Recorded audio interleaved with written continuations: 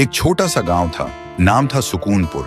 वहां एक पेड़ था, गुलाबी पत्तों से भरा हुआ, जो सिर्फ छांव नहीं, सुकून भी देता था। जो भी उस पेड़ के नीचे आकर आराम करता था, हर किसी ने बोला, ये पेड़ में कुछ चमत्कारी है। जब भी इधर रुकता हूं तो एक सुकून मिलता है।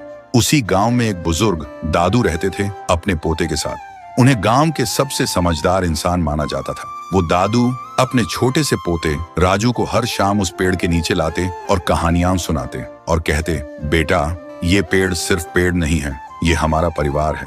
मैंने इसे अपने हाथों से लगाया है और इसने मुझे जिंदगी भर छांव दी है। राजू मुस्कुरा के पूछता, दादू, क्या पेड़ भी परिवार होते हैं? दादू थोड़ा सा हंसते हुए बोलते, जिसने तुझे बिना कुछ मांगे छांव दी, थकान में सहारा दिया, वो क्या किसी अपने से कम है?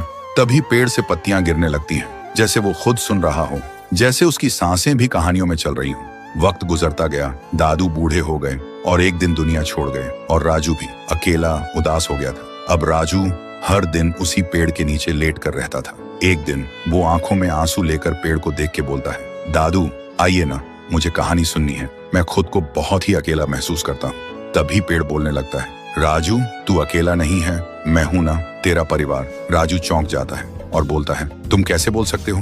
तुम तो पेड़ हो। पेड़ ने धीरे से कहा, तेरे दादू ने मुझे इतना प्यार दिया था, हमेशा मुझे परिवार समझा, और आज तुझे यूं टूटा हुआ देख के मेरी रूह कांप गई। मैं कैसे देख सकता हूँ अपने परिवार को ऐसे तन्हा। उसी दिन से राजू फिर से मुस्कुराने लगा था, क्योंकि अब वो अकेला नहीं था। उसके साथ उसका पेड़, उसका परिवार था। वक्त गुजरता गया, राजू बड़ा हुआ और एक दिन शहर चला गया। गांव की जमीन बिक गई और एक दिन उसी पेड़ को भी काटने का वक्त आ गया। जब पेड़ गिरा, ऐसा लगा जैसे कोई दिल टूट गया हो, जैसे कहानी अधूरी रह गई हो।